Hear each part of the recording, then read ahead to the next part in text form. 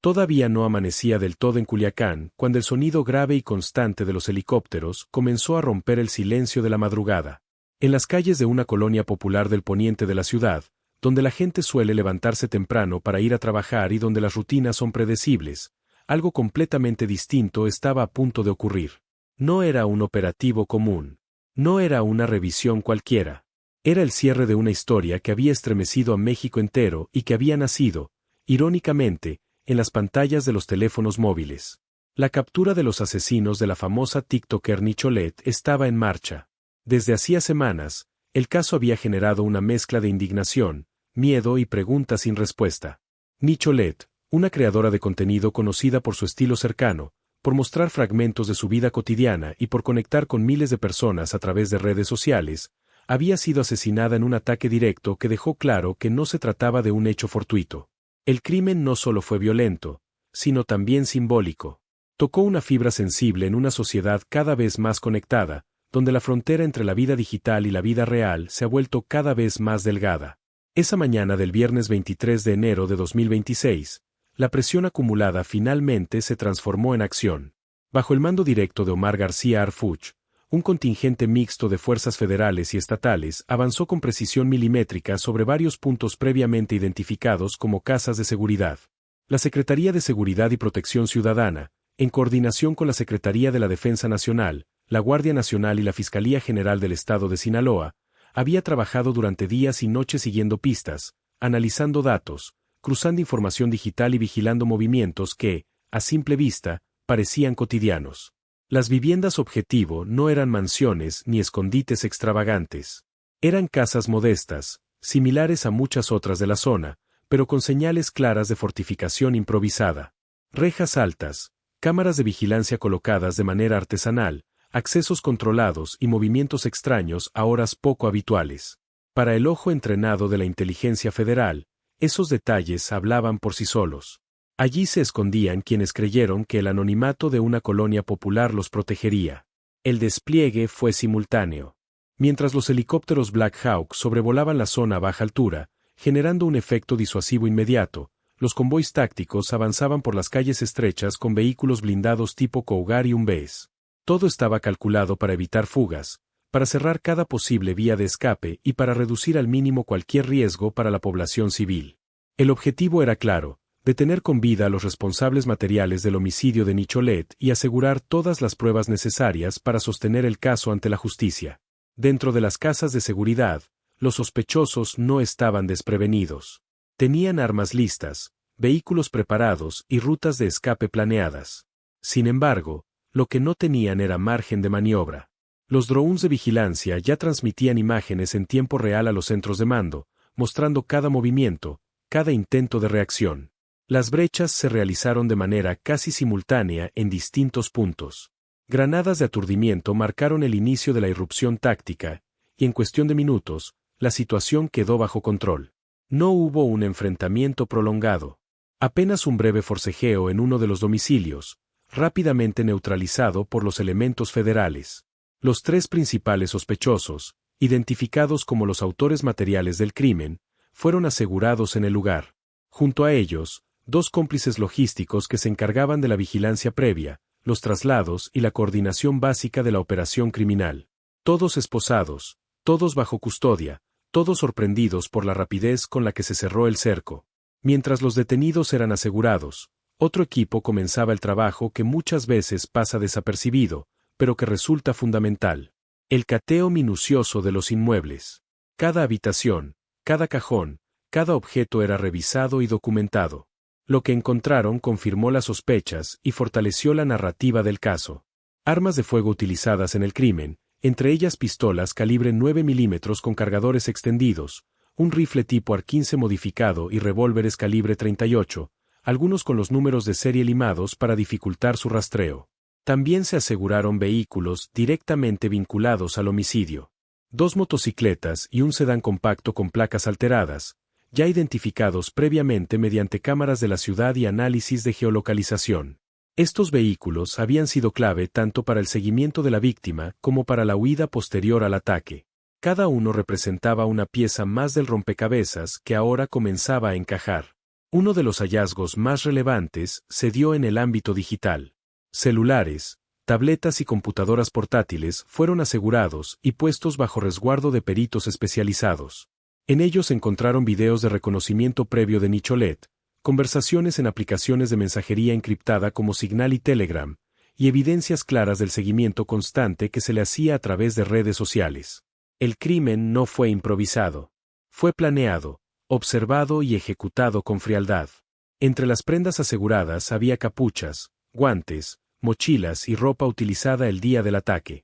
Algunas de estas prendas presentaban posibles restos biológicos que serían analizados en laboratorios forenses para su cotejo. El dinero en efectivo, varios miles de pesos organizados en fajos, apuntaba a un pago parcial por el encargo.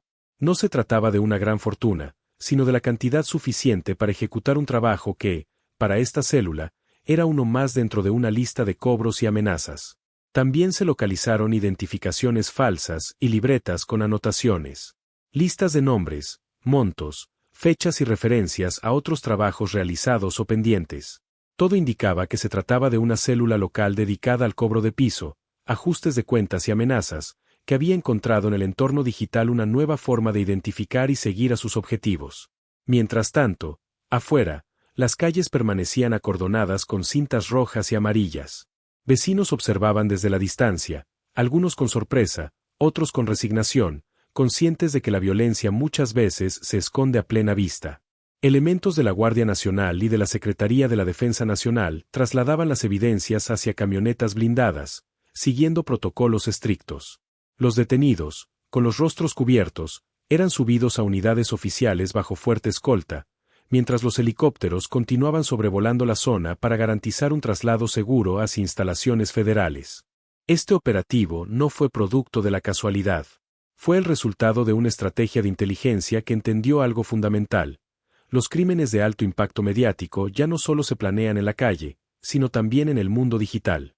Las amenazas, los seguimientos y las decisiones se toman muchas veces frente a una pantalla, dejando rastros que, tarde o temprano, pueden ser reconstruidos.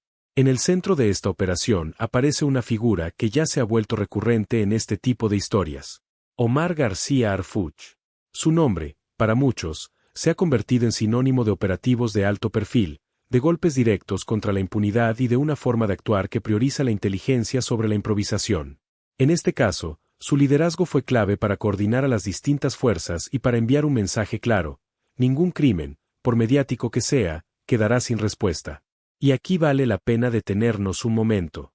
Si te gusta este tipo de contenido, si valoras que se expliquen los hechos con contexto y claridad, suscríbete si te gusta el video. Tu apoyo hace posible que sigamos analizando estos casos con profundidad y respeto. El caso de Nicholet también deja lecciones incómodas. Nos recuerda que la exposición en redes sociales puede convertirse en un arma de doble filo. Que la fama digital, por pequeña o grande que sea, no ofrece protección alguna frente a estructuras criminales que buscan control y dinero. Y que detrás de cada perfil hay una persona real, con una vida que puede verse truncada por decisiones ajenas. Las autoridades han señalado que esta captura desmantela una célula peligrosa que operaba en Culiacán, dedicada no solo a la violencia física, sino también a la intimidación digital. Una célula que entendió cómo usar la información pública para seleccionar objetivos y que ahora enfrenta las consecuencias de sus actos. El mensaje es contundente. Ni la fama, ni el anonimato de una colonia popular, ni la aparente normalidad de la vida cotidiana son escudos frente a una investigación bien llevada. En las horas posteriores al operativo, el traslado de los detenidos se realizó bajo estrictas medidas de seguridad. Las viviendas quedaron selladas, con sellos oficiales que marcaban el final de su uso como casas de seguridad. Para muchos vecinos, ese sello representaba algo más que un procedimiento legal. Era una señal de que, al menos por ahora, la amenaza inmediata había sido neutralizada. Este golpe también tiene un impacto simbólico en la comunidad digital.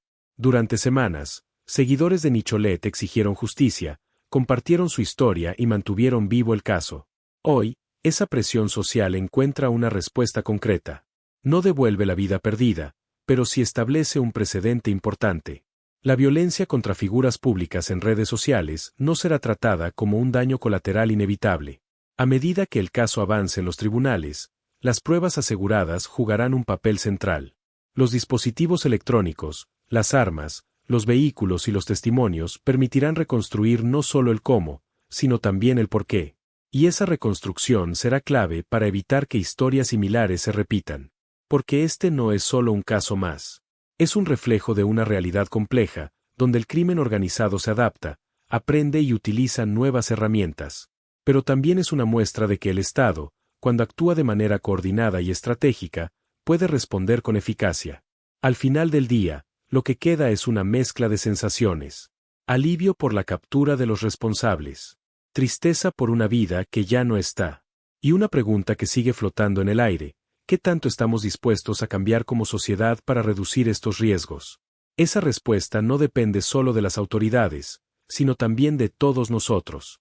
Y mientras el caso comenzaba a entrar en una nueva fase jurídica, lejos de los reflectores del operativo, se abría otra línea igual de importante: entender cómo esta célula logró operar durante tanto tiempo sin ser detectada.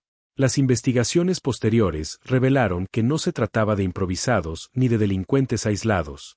Era una estructura pequeña, pero bien adaptada al entorno urbano y digital, que había aprendido a moverse entre la normalidad aparente de la colonia y el ruido constante de las redes sociales. Para ellos, observar perfiles, horarios, ubicaciones y rutinas era tan natural como vigilar una calle o una esquina. Las autoridades comenzaron a reconstruir la línea del tiempo completa. Desde el primer momento en que Michelet apareció en los radares de este grupo, pasando por el seguimiento silencioso que se prolongó durante días, hasta llegar al ataque directo que conmocionó al país. Cada mensaje recuperado, cada imagen almacenada, cada conversación borrada que fue restaurada por peritos, aportaba un fragmento más de una historia que, vista en retrospectiva, mostraba señales claras de alerta que nadie imaginó que terminarían de forma tan trágica. Uno de los puntos que más llamó la atención de los investigadores fue la naturalidad con la que los implicados hablaban del crimen en sus conversaciones privadas. No había exaltación ni nerviosismo. Se referían al ataque como un trabajo, como una tarea más dentro de una lista de encargos. Esa frialdad confirmó que la célula no actuaba por impulso, sino bajo una lógica de mercado criminal, donde la vida humana se reduce a un objetivo y a una cifra. En paralelo, el impacto del operativo comenzó a sentirse en el entorno criminal de la ciudad.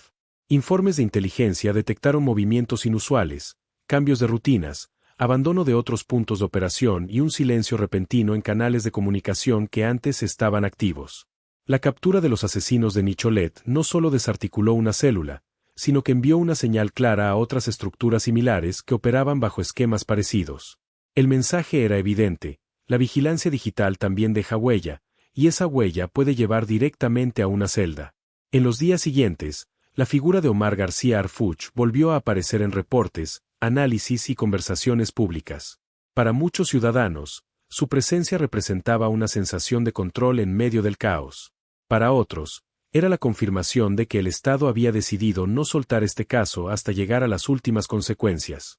Más allá de nombres y cargos, lo cierto es que la operación evidenció un cambio en la forma de enfrentar los crímenes de alto impacto mediático: menos declaraciones apresuradas y más resultados concretos.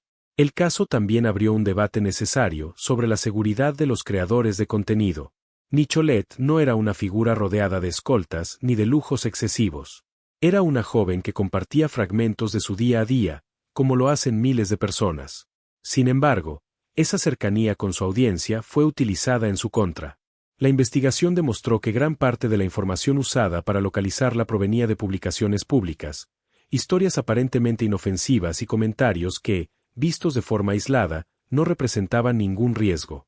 Para las autoridades, esto significó un llamado de atención. Se comenzaron a plantear estrategias de prevención y campañas de concientización dirigidas a influencers y usuarios activos en redes sociales. No como una forma de censura, sino como una herramienta para reducir vulnerabilidades. Porque el crimen organizado, como quedó demostrado, también aprende, observa y se adapta al lenguaje digital. En Culiacán, la vida continuó. Los vecinos de la colonia donde se realizaron las detenciones volvieron poco a poco a sus rutinas. Los niños regresaron a jugar en las calles, los comercios abrieron de nuevo y el ruido de los helicópteros quedó solo como un recuerdo intenso de una mañana distinta. Pero la sensación de haber estado tan cerca de una estructura criminal dejó huella. Muchos comenzaron a preguntarse cuántas historias similares podrían estar ocurriendo sin que nadie las note. A nivel judicial, el proceso apenas comenzaba. Las audiencias iniciales confirmaron la solidez del caso armado por la Fiscalía, sustentado en pruebas físicas, digitales y testimoniales. La narrativa de la defensa se enfrentó a un volumen de evidencia difícil de refutar. No se trataba de suposiciones ni de declaraciones vagas, sino de datos concretos, rastros verificables y una reconstrucción precisa de los hechos. El nombre de Nicholet volvió a aparecer en medios, pero ahora asociado a un avance real en la búsqueda de justicia. Para su familia y seguidores, cada paso representaba una mezcla de dolor y alivio. Dolor por la ausencia irreversible. Alivio por saber que los responsables estaban enfrentando las consecuencias de sus actos. No era un cierre definitivo, pero sí un paso importante en un camino largo y complejo. Este caso dejó claro que la violencia selectiva no distingue plataformas ni formatos, que puede tocar a cualquiera y que, al mismo tiempo, puede ser combatida con inteligencia, coordinación y voluntad política. La captura de los asesinos de Nicholet no solucionó todos los problemas de seguridad en Sinaloa, pero sí demostró que la impunidad no es una regla inamovible. Con el paso de las semanas, nuevas líneas de investigación continuaron abiertas. Las autoridades no descartaron vínculos con otros casos similares, ni la posible existencia de mandos superiores que ordenaron el ataque. Porque si algo quedó claro, es que los autores materiales rara vez actúan solos. Y aunque esta célula fue desmantelada, el trabajo de inteligencia seguía en marcha para evitar que otros ocupen su lugar. Al final, esta historia se convierte en algo más que un reporte policial. Es un espejo incómodo de nuestra época. Una época donde la visibilidad es poder, pero también riesgo. Donde el crimen se infiltra en espacios cotidianos y donde la respuesta del Estado define, en gran medida, la percepción de justicia. Conforme avanzaron los días, la investigación empezó a revelar algo todavía más profundo. El asesinato de Nicholet no fue un hecho aislado ni producto de una reacción impulsiva. Formaba parte de una dinámica mucho más amplia, donde ciertas células criminales habían comenzado a fijarse en figuras visibles del entorno digital como una nueva forma de control y advertencia. No buscaban únicamente el pago inmediato. Buscaban enviar mensajes, generar miedo y demostrar que incluso el espacio virtual podía ser penetrado por la violencia real. Los peritos especializados en análisis digital comenzaron a trazar patrones. Revisaron decenas de casos previos, amenazas denunciadas en redes sociales, cuentas anónimas, perfiles falsos y mensajes borrados. Poco a poco, se fue delineando un mapa inquietante, grupos que monitoreaban publicaciones públicas, que estudiaban horarios, que analizaban ubicaciones etiquetadas y que compartían esa información en círculos cerrados. La vida cotidiana convertida en datos. Los datos convertidos en riesgo. En ese contexto, el caso de Nicholet se convirtió en un punto de quiebre. Las autoridades entendieron que ya no bastaba con patrullar calles o vigilar territorios físicos. El nuevo frente estaba también en los servidores, en las aplicaciones, en los flujos de información que millones de personas generan todos los días sin pensarlo dos veces. Por eso, después de las detenciones, se reforzaron unidades de inteligencia cibernética, se ampliaron equipos forenses y se establecieron canales de colaboración con plataformas digitales para responder con mayor rapidez ante señales de alerta. Mientras tanto, los detenidos comenzaron a rendir declaraciones. No todos hablaron. Algunos optaron por el silencio, conscientes de la gravedad de su situación. Otros, presionados por la evidencia acumulada, comenzaron a aportar datos fragmentados. Nombres, apodos, referencias a contactos que nunca aparecían en persona, instrucciones recibidas a través de mensajes cifrados que se autodestruían. Cada declaración abría una puerta, pero también planteaban nuevas preguntas. Uno de los elementos más perturbadores que surgieron fue la normalización de la violencia dentro de estas estructuras. Para los implicados, observar, seguir y ejecutar no era algo excepcional. Era parte de una rutina. Una rutina aprendida, repetida y reforzada por la impunidad previa. Esa mentalidad fue uno de los principales focos de análisis para psicólogos criminales que colaboraron con la investigación. Entender cómo se construye esa frialdad resultaba clave para prevenir futuros casos. En el ámbito público, el caso generó un cambio notable en la conversación social. Influencers, creadores de contenido y usuarios comunes comenzaron a cuestionarse prácticas que antes parecían inofensivas. Mostrar ubicaciones en tiempo real, compartir recorridos diarios, revelar detalles familiares. La percepción del riesgo se volvió más tangible. No desde el pánico, sino desde la conciencia de que la exposición constante también tiene costos. En Culiacán, las autoridades locales reforzaron la presencia preventiva en zonas identificadas como sensibles. No solo con patrullajes visibles, sino con trabajo comunitario, reuniones vecinales, canales de denuncia más accesibles y programas para recuperar espacios públicos que habían sido abandonados por el miedo. La captura de los asesinos de Nicholet permitió abrir ese diálogo, porque demostró que la acción coordinada podía dar resultados reales. A nivel federal, el caso fue utilizado como ejemplo de una nueva etapa en la estrategia de seguridad. Una etapa donde la inteligencia, la tecnología y la coordinación interinstitucional se colocaban al centro. Lejos de los discursos grandilocuentes, los hechos hablaban por sí solos. Una célula identificada, cercada y desmantelada sin daño colateral significativo. Un mensaje directo para quienes creían que podían operar con total impunidad.